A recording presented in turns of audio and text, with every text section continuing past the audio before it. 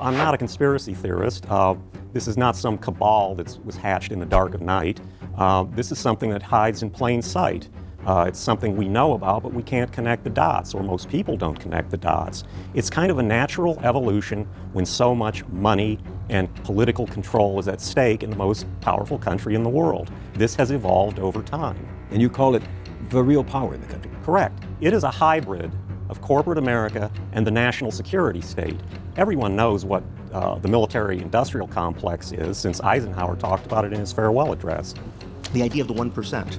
The 1% were both that group of people who had gained basically had reaped all of the profits from economic growth. It all went to 1% of the population. But they were also the people who made all the political contributions. Something like 99% of the political contributions came from 1% of the population. Essentially, these people had bought the political system. American political system in particular is just a system of institutionalized bribery. These people had managed to turn their wealth into power and their power back into wealth. Everyone knows Wall Street and its depredations. Everyone knows how corporate America acts. They're both about the same thing. They're both about money, sucking as much money out of the country as they can, and they're about control, corporate control and political control.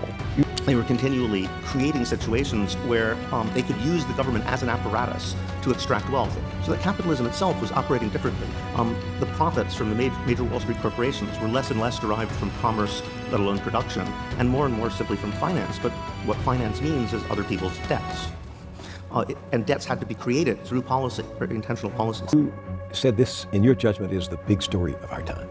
It is the big story of our time.